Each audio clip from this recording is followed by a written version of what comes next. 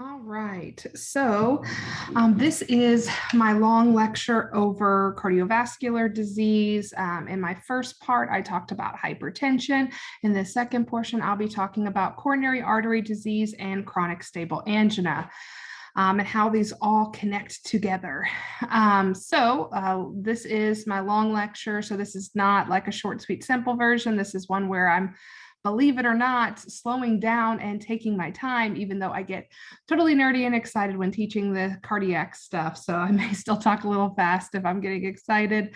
But overall, the point of it is to give a more extended version of this content. These are my actual PowerPoints from my lecture class. But if you want more short, sweet, simple, to the point, I have other videos. Just go under med-surg unit 2 for cardiovascular. So let's get into coronary artery disease. We left off with hypertension, which is when there's too much pressure in my blood vessels. And one of the common problems that can happen as a result of this is what's known as coronary artery disease. And as the name suggests, this is where my coronary arteries, or the arteries that supply my beautiful, beautiful heart with the blood it needs to pump, they start to become narrow, and they either become narrow because they become full of plaque, and that's what's known as atherosclerosis. So this is where pretty much from diet and things like that, plaques can accumulate. And then the other reason that coronary artery disease can happen is because of vessel issues. So this is any damage to the vessel. So if I have high blood pressure, that constriction to the blood vessels, it can definitely lead me to have breakdown of the lining of the blood vessels and can lead to some issues. The other things that can mess up with blood vessels, if you remember back when we talked about diabetes, how diabetes, all the glucose in the blood, it breaks down the lining of the blood vessels and is very damaging to them. So there's a variety of things it's talking about here. Another risk factor is smoking. So lots of things to consider here. But overall, like the big picture here is that there's narrowing of the coronary artery. So I have less flow getting to the blood vessels, I should say, excuse me, less flow through the blood vessels that are bringing flow to my heart. So if I have less flow to my heart, or if I have complete blockages eventually, then I'm end up talking about things like having a heart attack or cell death, and my beautiful, beautiful heart could lose the oxygen it needs to pump. How sad. So over time, it's kind of like anything. Like if you're driving down a road and you recognize, hey, every time that I go down this road, it's always congested. There's always traffic. I'm going to find a different way. And the body does the same thing. It creates what's called collateral circulation to compensate. If it starts to say, hey, there's this plaque building up, hey, it's kind of hard to pump through here, it's going to build up extra circulation. However, there's times that you can have cardiac events, or you can have traveling clots, or you could have just a sudden rupture of the plaques in your arteries. And this can lead to a sudden blockage where your heart doesn't have time to compensate, which is what is called a heart attack. So it's important to note here, when we're talking about coronary artery disease, we're not talking about a heart attack. Coronary artery disease is pretty much, think of it like a precursor to much bigger problems. It's not actually something that has like symptoms. You have coronary artery disease if you have like plaque accumulation or narrowing of your coronary arteries. But there's nothing like outwardly, a patient's not going to even have any chest pain usually with this. All that they're having is just that there is plaque or vessel issues leading to narrowing of their coronary arteries. These patients, it's not, there's no like associated symptoms, et cetera. And that's something kind of to note. So, because like everything we're talking about now is progressive. So we're talking about hypertension, which, the pressure in the blood vessels, this can lead to damage to the blood vessels. And there also can be plaque accumulation, which can lead to coronary artery disease. And then we're going to talk about how this then leads, when you get blocked enough, then that's when we're talking about chest pains, angina, heart attacks, acute coronary syndrome, and all that stuff. So right now we're just at the level where we're saying, hey, the next step is that you can accumulate plaques or have breakdown or issues in your blood vessels, which leads them to be narrow, have less flow going through them, which can lead to problems with flow to your heart. Let's talk now about who is at risk for this. So who's at risk for coronary artery disease? And on this, this is the same as it will be like when we talk about strokes and other cardiovascular disease, in the sense that many cardiovascular disease, we have what are called non-modifiable and then modifiable risk factors. So non-modifiable risk factors are going to be things that we can't change. It's written in our genes. There's nothing that we can do to alter our risk for this. Whereas modifiable, even if there are things that we can't necessarily get rid of, there are things that we can try to make better or improve upon in order to lower our risk for something cardiovascular related. So things that are non-modifiable risk factors are going to be increasing age. So you cannot change your age as much as we can have a lot of cosmetic procedures and other things that we'd like to do to change our age to look different or look younger. We cannot actually change that number. Being of a, genetically a male gender puts you at higher risk for coronary artery disease up until age 75, because women live longer. So then after that, women would be more at risk. It's going to be more common in white men and then anyone who has a family history. So there is a genetic component here. So if we can't change that, then what can we change? So the things that we can change high cholesterol. And again, maybe your cholesterol is super high and we can't change the fact that it already has been high, but we can modify it and make it better where it doesn't have to stay high. So we can give medications, change diet. We can modify blood pressure by giving blood pressure medications, increasing activity, changing diet. Diabetes, we cannot, reverse diabetes or sometimes the effects of diabetes, but we can keep that euglycemia and keep their blood sugar stable to decrease more damage from happening. Smoking, we can stop smoking for sure as a modifier. Sedentary lifestyle, getting more active, obesity, losing weight, stress, modifying if there's workplace or other stressors, or getting treatment for that stress through psychosocial things, therapy, medications. So diagnostic testing, we're going to do some labs and then we're going to do some diagnostics. And again, like I haven't had any symptoms because there's no symptoms here. So the only way we're really going to know this is going on is through some laboratory data or by going in and looking at the heart itself and these blockages, or the coronary arteries, I should say. So first, I said like one of the most common causes of coronary artery disease is going to be accumulation of plaques or atherosclerosis. So we need to get a lipid panel, and I'll talk about lipids on the next slide here about what those specific labs are. We might also get what are called cardiac enzymes.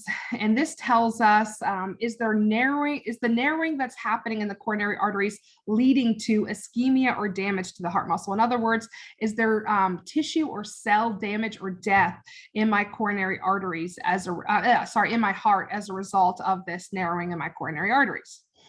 Then I also want to see about what else is going on that might be contributing. So, I want to look at my electrolyte levels. I want to check my glucose and see if it's been higher, et cetera. Then we're going to get some diagnostics. So we want to see, how severe is this narrowing? When, like I said, it's a progressive thing. We start with, hey, we just have this plaques accumulating or this damage going on in the vessels. And it gets to the point where it can actually get where we have that ST elevation MI, or, I start to have an actual heart attack. And we can start to see that in changes in the electricity, like on an EKG. So we may get an EKG. And even if it's normal, we want to see what their baseline and what does it look like now before they get blockages, so that way we can compare, because this is usually a progressive thing. CAD usually leads to angina and then MI, especially if left untreated. Then we want to see how the heart, so if we check the electricity of the heart, because remember the heart has two functions. It has the electrical function, then it has the muscle function. So we're going to check the electricity through an EKG, and then we want to check the muscle function or the pumping function. We're going to do that by checking an echocardiogram.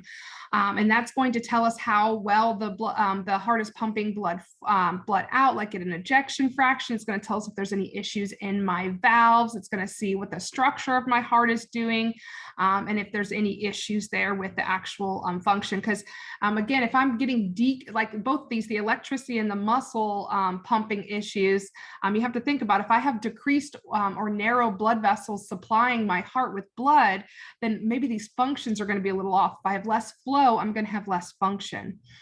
And then the other diagnostics is, does my narrowing get worse with stress or exercise? So a lot of times, people have what we're going to talk about next is what's known as chronic stable angina. And this is that their narrowing is okay, like when they're at rest, they're okay. But as soon as they get up and go for a strenuous walk, get stressed out, etc., they start to have chest pain. So we want to see what happens, like how bad is their blockage, and so or their narrowing. And so if they're getting on a treadmill and doing an exercise stress test, and they're starting to have chest pain, that means we're not just coronary artery disease. Now we have angina because we have that chest pain or that symptom associated with it. So we're going to do that to kind of see, like, again, like all of this is kind of helping us to measure progression or see where we're at. And then, you know, the best way to actually like literally look at it and see that narrowing, see that blockage is going to be to do a cardiac catheterization, which is where we go up usually in through the groin or through the radial artery, and go in and look at the coronary arteries and see, you know, how narrow they are, or if there's plaque accumulating. So let's talk about lipids. So we have what are called bad lipids or bad fats, and then good fats, or, you know, good lipids.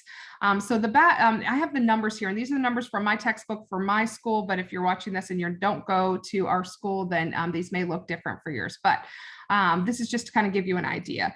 So there's there's 4 lipid labs that you're going to need to know. There's 3 of the bad fats or bad cholesterol, and there's 1 good fat or good cholesterol. And I just realized I don't actually have it written. I'll have to fix this here for my actual class. But we could here under the bad fats, we have what are known as LDL or low density lipoproteins. And so this first one, what they are effectively, the way that I remember them is I remember that all the bad fats we want low. We don't want a lot of bad or unhealthy fats or unhealthy lipids. So the LDL, so the low density lipoproteins, they're the loser protein. We want them low. And so we like them less than 130 in patients. Then we have triglycerides. You know, this is obviously like a fatty acid, and these we like less than 150. You could think the T is for trouble. They cause a lot of trouble. So yeah. And the 150 is an average. If you look in your textbook, it says like for men and for women, the numbers are different, but just keep in mind, we usually like it around less than 150. Try to think of the average there to help instead of trying to remember extra numbers you won't need to know. Then total cholesterol, so like all together, all the cholesterol, how much do we want it to be? We like that to be less than 200. So, you know, you can think the T again. So we want less of the loser proteins. I don't know if I can make a T. Let's see if I can make a cool T. And then we want to stay away from the trouble proteins too, the triglycerides and total cholesterol. So we want all those to be low. So then the good fats, what we want for the good fat that I do not have listed here as like the actual name of it, but I just have men and women, but it's supposed to be your HDLs, or I always remember the H is for healthy, or it's happy. You know, these are the ones we want. These are the good, healthy lipids. These are different for men and women, and you do need to know the difference for men and women here. For men, we like it greater than, because we want it high. 45, and for women we like to keep it above 55. So you can kind of see here, for most of the fats we want them low, less fat, less lipids, because that's less plaques, but the HDLs actually help to reduce plaques and things like that. So we want more of those healthy lipids. Yay, healthy, happy lipids, we want them high. So the L's and the T's we want low, and the H's we want high. So how do we restore perfusion? So we have this narrowing, these plaques. What are we going to do to restore perfusion? So there's some medications that we can use. We can use things, there's a couple cholesterol meds that we're going to talk about. Now there's a lot more cholesterol meds than just these 2, but these are the 2 that we focus on in my class. So we talk about statins and the fibric acid derivatives. Then we're also going to talk about aspirin and its role to help to restore perfusion. There's diet and exercise changes that are helpful for these patients.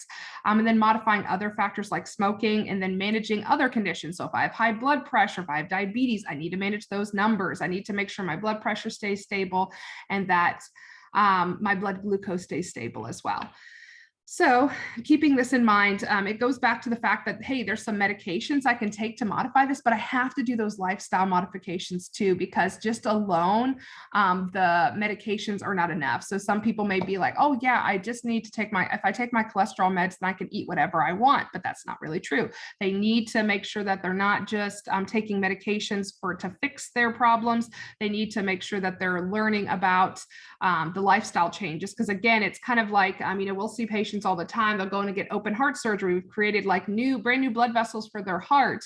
And then, you know, there's one night that I had a patient just got this open heart surgery and he's ordering a meat lover's pizza. And he's like, well, I've got new vessels, you know, and I mean, he looked at me like I was crazy. Like, why can't I have a meat lover's pizza? He's like, I'm hungry. My appetite's back. Don't you want me to eat? And yeah, I do want you to eat, but I want you to eat some, what do you call it, some stuff that's going to be healthy for those beautiful new vessels. So we don't need to come back and do this again, you know, here shortly. So the balance is real. So let's talk about statins. And so statins, they all end in statin, which is so convenient. So this is stuff like atorvastatin, pravastatin, simvastatin, etc. So something special about some things that are different or special about these, they have some side effects. They can cause rashes.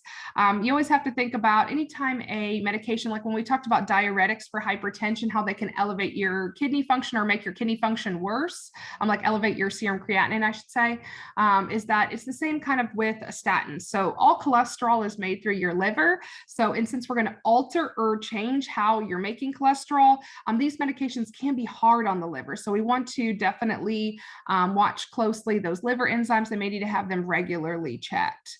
And then there's this big thing with statins and muscle pain. So it's a part of the way that the medication works and the enzyme and cell reaction, that it can lead you to have muscle pain or what's called myalgias.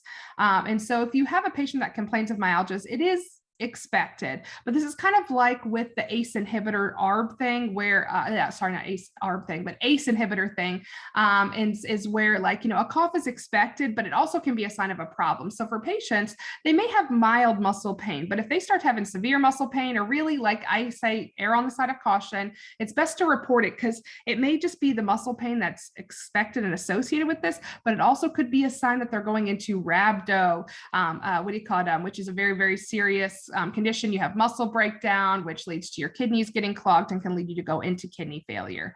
You definitely want to tell them to report any muscle pain, or if they have muscle pain, it's definitely something they need to let their doctor know. So overall, of course, all medications cause GI upset. We need to check our liver enzymes, watch for rashes, and they need to report those sore muscles. There's also what are known as FADs, or fibric acid derivatives. These all have fib in them, FIB, which is how I remember them, like the fibric acid derivatives, or maybe they have five, maybe I say like fib in them and a five. Anyway, I'm going to stop talking to myself and having little internal conversations in my head. But anyway, they all have FIB in the middle. Maybe if I say that, it'll be better. And so these have the same kind of side effects: rashes, elevated liver enzymes. And we're also going to be worried if we take these with a statin, that they could actually increase that risk for muscle breakdown even worse. So we're going to definitely want to avoid taking this with statins. Overall, these also interact with a lot of medications. So we want to be careful with this and look for interactions where it might be not doing well with other medications this patient's taking. Because most patients that have cardiovascular disease, they don't have one. They're not like, oh, I just have hypertension, you know. These are kind of like a, you know, it's kind of like a package deal, I guess is the way you want to say it, is that when you have one of these, you usually have a lot of them. So another medication we may give, and because remember, everything we're doing for coronary artery disease is prevention. We're trying to lower their risk. We're trying to decrease those plaques, decrease the damage to the blood vessels, to keep it less narrow, keep it open.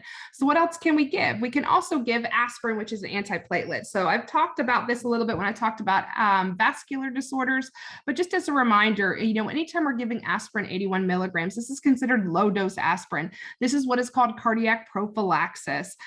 And so this is not a medication that's given for pain. It's not given necessarily to reduce inflammation. What it's doing, it's an antiplatelet. So platelets like to aggregate or chill together. And when I have plaques in my arteries and then the plaques rupture, platelets are like, hey man, let's go over and aggregate over on this, these plaques over here.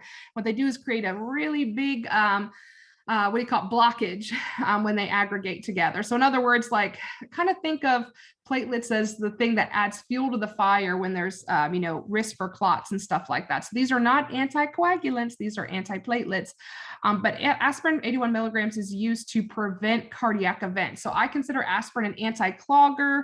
It helps to prevent clogs in your arteries. Or I always say that antiplatelets, especially this dose, is going to be for people at risk for plaque problems.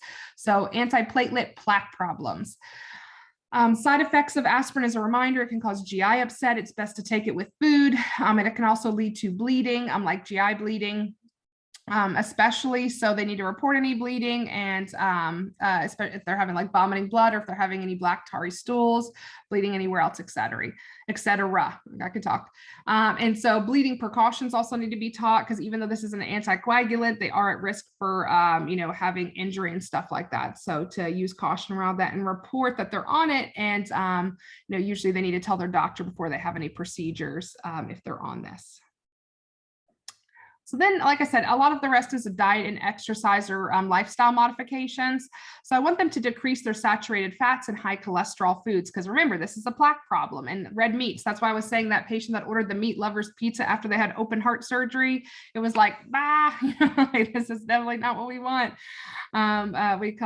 So we want them to, what we want them to have more of is complex carbs, white grains, whole grains, excuse me, not white grains, whole grains, fruits and vegetables, and increasing their fiber also helps. And then the exercise is really similar to hypertension, 30 minutes, moderate activity most days of the week, and then like weight training 2 days a week. Excuse me, I don't know why I went there. Okay, so yes, so other education, we pretty much want to prevent, modify, or slow the progression, because again, this is a progressive thing, and what comes next is angina. So we want to make sure we're performing screenings on patients, identify those that are high risk, and help them to reduce risk factors, do lifestyle modifications. They're going to need to know what's the next step. So if they do start progressing, what does that look like? What do they do about it? So signs and symptoms of a heart attack, do good medication teaching, like I said, teaching those bleeding precautions, teaching them when to report about those medication side effects, etc., and then managing those other chronic conditions, especially hypertension and diabetes. So this is kind of starting to show the connections here. So we start up here with coronary artery disease. Like here is like the, like the worst, the least dangerous thing, here at the top is coronary artery disease. We just have narrowing of our coronary arteries. Then we start to branch out, and remember, coronary artery disease, no symptoms. It's just like they're not going to report anything. They're not going to sit there and be like, oh, I think my coronary arteries are getting more narrow. Like, it's nothing like that. So what the only thing, if they start to report any chest pain, then we start worrying about other stuff. So what comes next is what's known as, and they don't have to have chronic stable angina first. They could go straight to acute coronary syndrome. But what they start to do is have chest pain. So what happens is that we go from having just narrow arteries where blood can still flow to periods of time where they're so constricted. It's usually during stress or exercise where they start to experience symptoms or pain, and it's an ischemic pain. So it's the same as like PAD. Like the peripheral artery disease, where they have those blockages in their legs. There's the plaques accumulating, but it's like with kind of like that intermittent claudication pain, but in your chest. And it's going to be usually with stress, activity, exertion, etc. Then there's acute coronary syndrome, which this is what you're going to learn about in complex. So we're not going to go deep into this, but this is where you're actually starting to have a heart attack. So this is where, no matter if I'm resting, taking medications, my chest pain's not getting better, and we're having an acute event. So to kind of get a better visual with this, so here it kind of shows stable angina. So stable angina, we have these plaques here, but you can still see there's room for flow. And so there's room for flow, and so blood can still flow. But what's happening is that when I'm exercising or when I'm stressed out, that blood vessel constricts even more. And so this little bit of space where there is flow, it gets even more diminished, and then I start to have symptoms like chest pain. We get into other things like unstable angina or an actual heart attack, and you can see there's like these platelets start to make a really big problem, and the plaque ruptures, and there's actually like a complete blockage. So this is where we start to have real problems. But again, all we're going to talk about is this number one, the stable angina. So what exactly is it? It develops from coronary artery disease, or CAD, and it's effectively when your demand for oxygen exceeds the supply that you have. So, we cannot meet the heart's oxygen needs. And usually this is because we either have an increase in demand for oxygen or a decrease in supply. And then paired with those narrow coronary arteries, it just leads to, there's no other choice but ischemia to occur. So ischemia is that's that, what do you call it? cell death. And, you know, when it's the beautiful, beautiful heart, we really have to worry, because if my heart dies, that pumps blood and helps flow to the rest of my body. And then if you remember, angina is a word for chest pain, but it's specifically chest pain from lack of oxygen. So this is not chest pain because my heart has a cut on it, a tear in it, or that I broke a bone. This is pain from lack of oxygen. It's literally screaming, I need oxygen, I'm not getting enough. Yes, and it actually screams like that. You just can't hear it. Chest pain is usually described, like when patients have this angina, it's usually described as being intermittent. So it comes and goes, but it's over a long period of time. So usually this is something that develops and it keeps getting worse. So maybe it's like, oh, well, hey, I climbed 5 flights of stairs and my chest started hurting. Okay, well, that's reasonable. Maybe you have these blockages, et cetera. But then eventually you're getting to the point where, hey, I just climbed 1 flight of stairs and it seems to be getting worse. So it's usually brought on by physical exertion, like exercise, sex or sporting events, that kind of stuff. We'll talk about some other stuff. And then also physical and emotional stress, like nursing school. So if you have coronary artery disease, watch out, it's coming for you. No, I'm just joking. Like I said, the causes go down to an increased demand for oxygen or a decreased supply. And I have some examples here. There's a variety of things. These are just a few, but things that increase the demand for oxygen are going to be abnormal heart rhythms. Like those are so beautiful, but they cause such a problem with perfusion. So that would be things like atrial fibrillation, supraventricular tachycardia, etc. So these are going to require that your body, because it's not getting as much cardiac output, because of that dysrhythmia, is going to need more oxygen, but we're not able to meet that need. Like same thing, fast heart rhythms. Anxiety is going to increase my demand for oxygen, because like everything's go, go, go, go, go, go, and trying to, my heart's trying to keep up with that. High blood pressure increases my demand for oxygen because the organs are saying, I'm not getting enough flow. And so the body's trying harder and harder to get more flow. And then physical exertion. There's also things that decrease your supply. So like, even if I don't have an increased demand, there's nothing stressing me out. If I just already have a low level of oxygen or don't have a good supply, like think of this like my warehouse. If my warehouse of oxygen is low, I'm not going to have as much to give. So again, abnormal heart rhythms, any sort of bleeding or loss of blood or low blood volume, anemia, is going, obviously, because you have less red blood cells, less oxygen carrying capacity, and then respiratory disorders like asthma, COPD, or pneumonia, or just to name a few. So precipitating factors. So I said, like, there's a variety of things that can cause angina. So physical exertion, temperature extremes, like my blood vessels are too constricted, or sometimes even if they're too dilated, it can lead to more stress on the body, which can lead to these anginal episodes. Intense emotions like nursing school exams, even heavy meals, because like pretty much the body, when you have a really heavy meal, the body is like, hey, the heart doesn't need the flow as much as the stomach does, or in the intestines. So everything gets diverted to the GI system.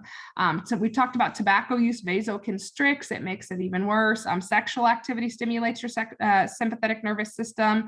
And then stimulants. This is another time where cocaine is not helpful for you because it causes that vasoconstriction.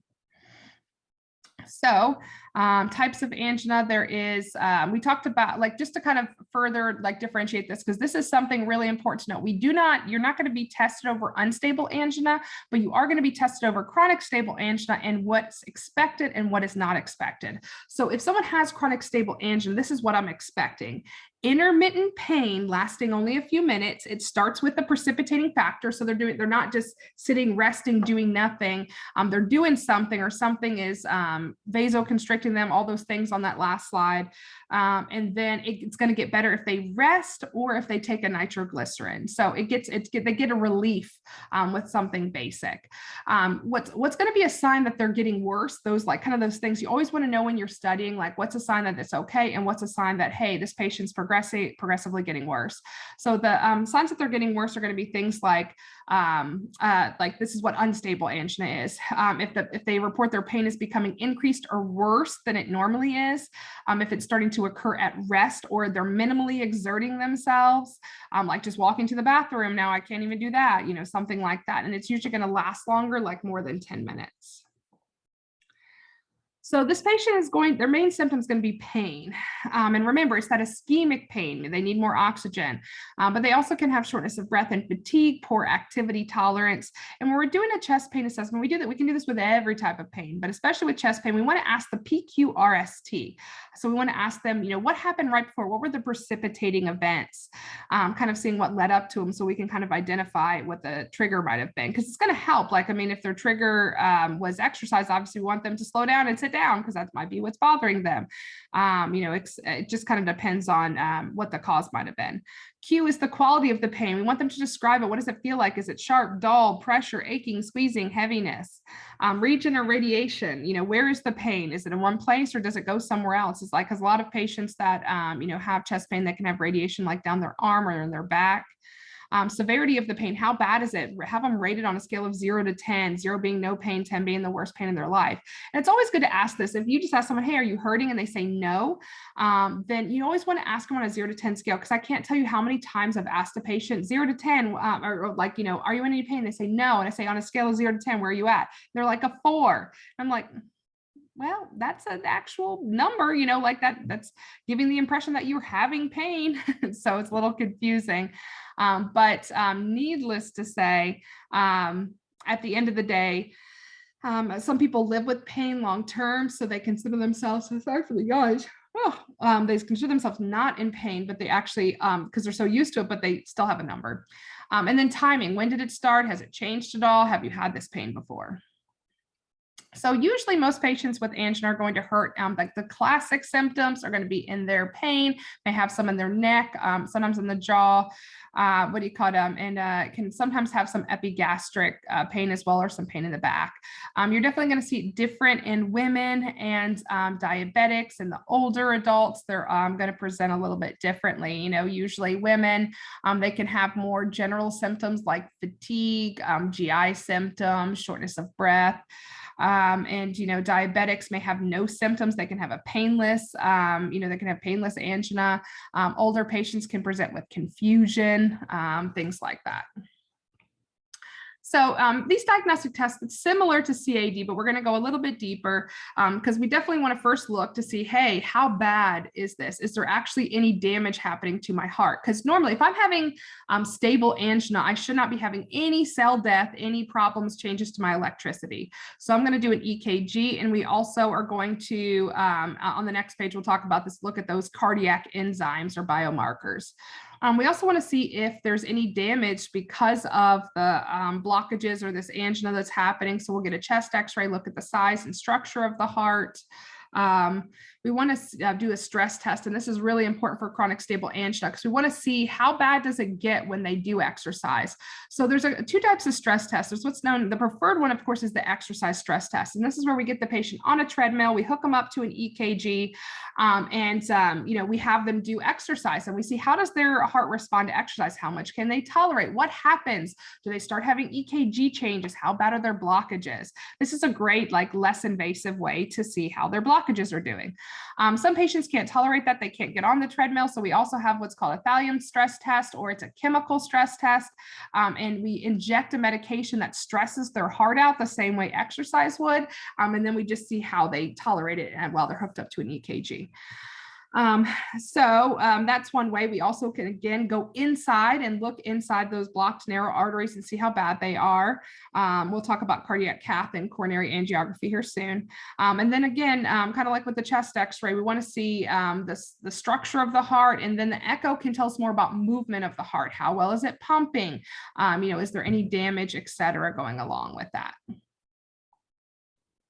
So there's also labs that I'm going to look at.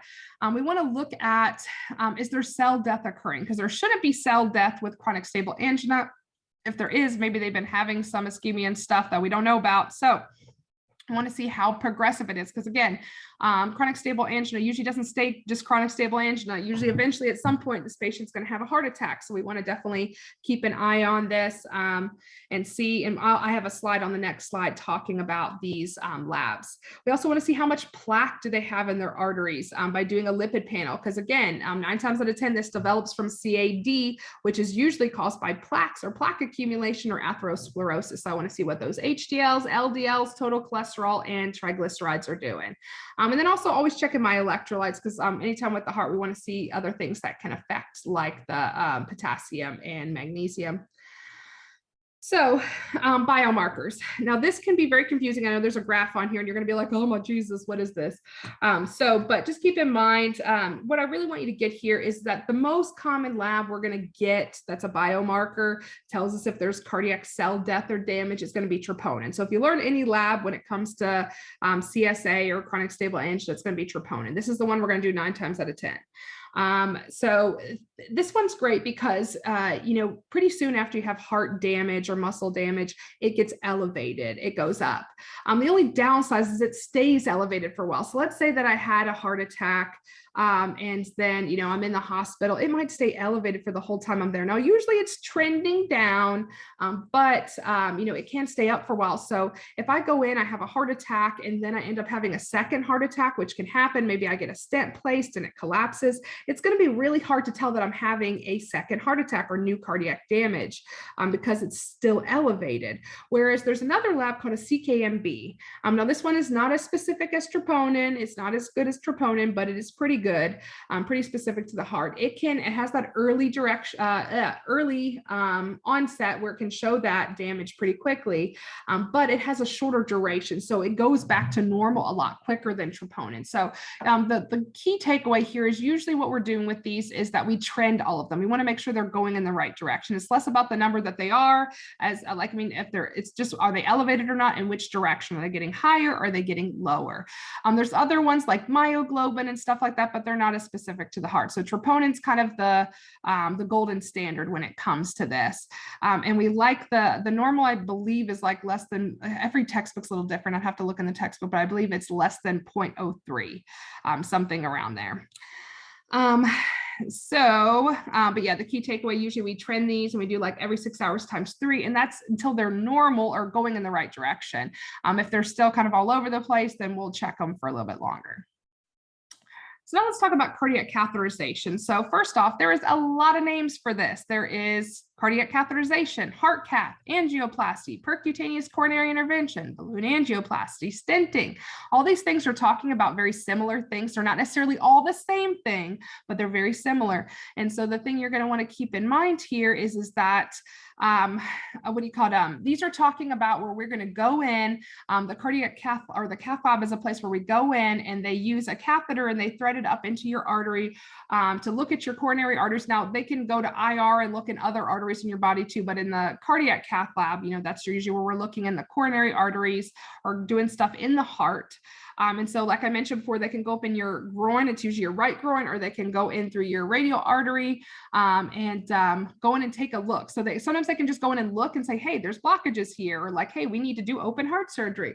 Other times they can go in and do an intervention, and that would be things like removing excess plaque, like they can scrape away the plaque. There's some pretty cool videos if you Google it, but they can remove excess plaque. They can do what's called a ballooning, and this is where they inflate a balloon in the artery, and it helps to push the plaque to the sides of the artery walls so that there can be better flow. And then they can also place a stent. So they can sometimes balloon to open it up and then leave a stent in there so it stays open. So, they're what are called drug-eluting stents, that they help so that plaque's not reaccumulating there so easily. So yeah, there's a lot of cool stuff. You don't have to know in depth about all the interventions. Just know that pretty much we're going to cath lab to either look or to do an intervention to restore perfusion, because this is what the problem is with all these CAD, CSA. Like, we're getting to a point where there's so much blockage, my beautiful heart can't get the flow it needs. So these are interventions we can do to help restore that flow. So you don't need to know as much as what's happening in the cath lab as what you need to do as the nurse after. So after this procedure, your priority is going to make sure that the patient is getting adequate perfusion. The first thing you want to really consider is how's their distal pulse doing? So what can happen is, they have pretty much this really large catheter in their artery.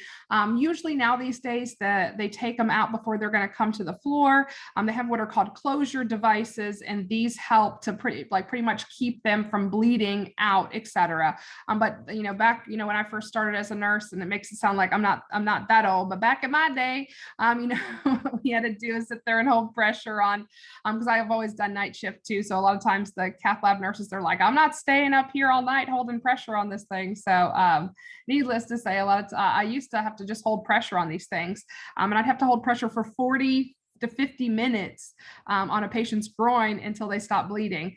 And so, but the whole point here is that we want to always watch their distal pulse, because what can happen is that in that artery, a hematoma can form, a clot can form, and it can decrease blood flow to my distal blood flow. So like if it's my right groin or my left groin, then I'm worried about my dorsalis pedis to posterior tibial pulses. So I'm going to be checking, usually we check the DP pulses, and sometimes what I would even do is I would put a pulse oximeter on the patient's toe in order to see that they were getting like a good waveform, getting oxygen to their toe. And that was a good way for me to kind of continuously monitor that. That's just a little nurse tidbit, not an actual testable thing. But if you want to nerd out with cardiac with me, come on over. Water's warm.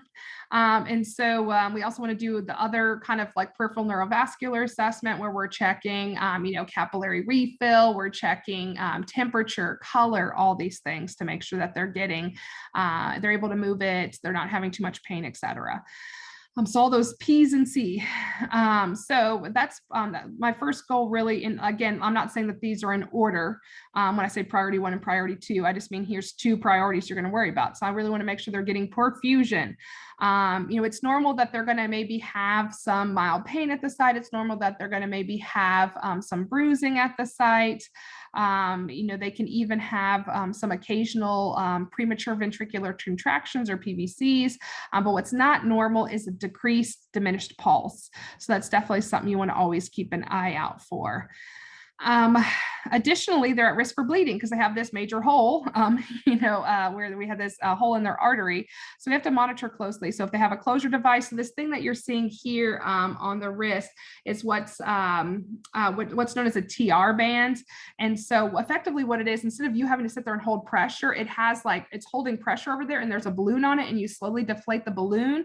If they start bleeding, then you reinflate the balloon, but effectively you're deflating the balloon little by little until you can take this band off. And so it's kind of doing your job for you, which is so nice. So you don't have to sit there and hold pressure for a long, long time. But you're going to monitor those devices, monitor for any hematomas forming, any bleeding that might be happening. We're probably going to regularly monitor H&Hs, any sign of internal retroperitoneal bleeding, stuff like that. It's the worst thing. I've seen it only happen to a few patients, but you're taking care of a patient, and then all of a sudden you just hear this pop, and sometimes they have this massive bleeding can happen after these. So you definitely want to just keep an eye. You're going to monitor usually every 15 minutes times 4, every 30 minutes times 2, and then every hour for 24 hours. And there's a lot of charting and documentation fun with these. Woohoo! Cardiovascular stuff is so much fun. So we're going to monitor their heart status and their neurological status closely, because usually if there is bleeding or other changes or an issue, the first thing that you're going to see is a change in their mental status, change in their blood pressure, increased heart rate, etc. And if they've had if they had the procedure done in their groin, not in their wrist, but in their groin, they're going to need to be on bed rest for 4 to 6 hours, not able to bend or flex that at that site. And a lot of times the first thing they want to do as soon as that 4 hours is up is get up and walk. But I've had patients that hey, they're having no bleeding, but as soon as they get up, they just start pouring out. And it's like the arterial shooting kind of blood. So definitely be careful and use caution with these patients when you are caring for them. Try to think if there's anything else I want to add there. But yeah. So here's just to show you kind of they can have really bad hematomas and stuff form, which is like a blood bruise underneath. So you're actually feeling around this area. Now I just got to tell you, these sites hurt. So it's like having a really big IV in you. And so a lot of times there's times that I've been holding pressure and I've had someone smacking me and say, get off of me. I have to sit in there and have to deal with 40 minutes of them keep trying to push me off of them while I'm sitting there. I'm like, I'm trying to stop you from bleeding to death. Please stop hitting me. So, and then this thing in the middle is the retroperitoneal bleed. So we definitely want to be looking for signs of internal bleeding. So usually change in vital signs, et cetera, are going to be some of those early signs, change in mental status. So how else can we get flow back to our heart in chronic stable angina? So aside from doing some of the, like coronary interventions and stuff like that in cath lab, we can also do things like antiplatelets. This helps to stop the platelets from clumping together. Remember, antiplatelets help with plaque problems or clogging issues so that we're not clogging so much. We can also use medications called nitrates like nitroglycerin that help to restore or open the coronary arteries. They're such a lifesaver for my beautiful heart. We're going to talk about them here next. Blood pressure management, because if my blood pressure is super high, remember high blood pressure, vasoconstriction, it narrows even worse. So higher blood pressure doesn't mean better flow. And then we want to get ahead of any plaque problems they may have. So they'll usually be on lipid lowering agents like those statins and fibric acid derivatives we talked about. And then again, the heart healthy diet, low sodium diet, exercise, things like that. So let's talk about nitrates. So there's short-acting nitrates and long-acting nitrates. The short-acting, these are the ones that we use for emergencies. So these are just like in respiratory, we have our short-acting beta agonists and our long-acting. These ones are for the for emergencies, like when I'm having chest pain now. They can also be used prophylactically, like if I'm going to be doing an activity that I know usually causes me chest pain, I can take it before, just like I can take my SABA or my short-acting beta agonist before exercise or before an allergen. So these are similar where we can use to prevent, but usually we just use them when we need them. These are usually given by sublingual tablet or spray. And the things that we're going to worry about is having, they are a vasodilator and a very potent vasodilator. So they can have really, really bad dizziness, orthostatic hypotension. So they really need to learn about changing positions slowly. They should when they take this medicine, they need to sit down first. So if they're up, going for a run or walking and they're having chest pain, sit down, take your nitro. They also have the signs of vasodilation, like headache, because remember, all headaches are vasodilation. And then they can also have flushing as well. Teaching, we want to give them how to take it. So if they're having acute chest pain, they should take a dose, one of the sublingual tablets or spray, one dose every 5 minutes for a max of 3 doses. And they should be calling 911 and getting some help, because if their chest pain's still there, we're probably moving into unstable angina or they're having a heart attack. Because remember, stable angina gets relieved with nitroglycerin and or rest. Keep their nitroglycerin on them at all times. So this is like having an inhaler on you. You have to have this on you for emergencies. They are light sensitive and heat sensitive. So keep them out of, so if you live in Texas, don't leave them out in your car, and definitely keep them out of bright light. They're usually in a dark container. I told you about sit down before taking it, or you can take it prophylactically before activity.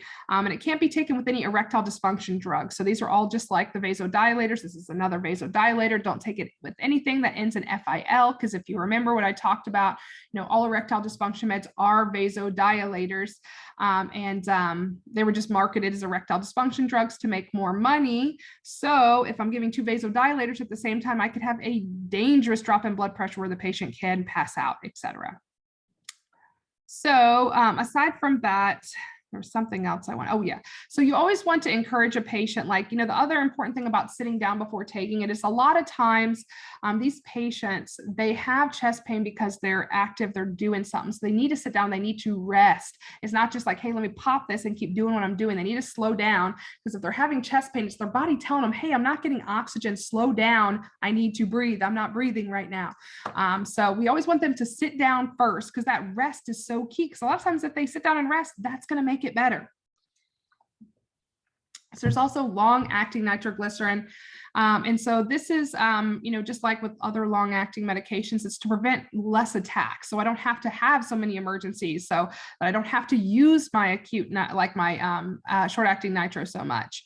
This is not for sudden chest pain. We can give it orally. There's the isozorbides, the mono and dinitrate. Or there's also more commonly what we're going to see in the hospitals, like a topical ointment or transdermal patch. And you're going to see it like this. And it's kind of interesting. You actually spread it out on this piece of paper. It'll tell you, give half an inch of nitroglycerin paste or whatever. And you put it out on here, and then you put it on the patient's skin like this and tape it on, and they absorb it through their skin. This just like a lot of things that are topical can develop a tolerance. So usually we have it on for so many hours, then we take it off and give them a break so they don't develop a tolerance. It has the exact same side effects of the short acting, the orthostasis, the decreased blood pressure, dizziness, headache, flushing. We definitely want to take their blood pressure before giving this in the hospital, making sure they're not too low. So overall, education, compliance, things that we want to do for these patients, teaching them about time being muscle. If they wait too long, or again, if they're just like trying to pop their nitroglycerin because they want to keep doing what they're doing, it can lead to cardiac cell death, which would just be a shame. So they need to call right away if they're having chest pain, etc. They should avoid things that cause angina when possible, or take that nitroglycerin before. They may have to learn energy conservation techniques and kind of learn new ways to do activities, because there's just maybe some things that they're not going to be able to do the way that they used to. We definitely, I know it's hard sometimes for some people that used to be active, take more care of themselves, but it's just important to tell them, like, this isn't just like, hey, you're getting older. This is, hey, your heart's not getting oxygen. We wanted to create like exercise is important for them. We don't tell them just to like not exercise, but it's just about, we don't want them to push themselves past the brink, like where they're like, well, I'm having horrible chest pain, but I'm doing this exercise, so, and we want to decrease their risk for things that are going to stress out their heart, because we don't want anything else, because think of all those things, because remember, this is all about that supply demand thing. Any sort of infection, especially a serious infection, could put them at risk for, a lot of strain on their heart, increased oxygen demand, and less supply. So a regular vaccination like pneumonia vaccines, getting their yearly flu vaccine, stuff like that. Smoking cessation, because smoking is so hard on the blood vessels and messes with them so much. So stopping that is key. And then taking care of your other, conditions with your heart. So, and your other parts of your body that can affect the heart. So managing the diabetes, keeping that euglycemia, stable blood sugar, and then managing that blood pressure as well. Believe it or not, those are the cardiovascular diseases, chronic stable angina and coronary artery disease. Hope this was as illuminating for you as it was for me. I had fun. Hope you did too. See you for the next one.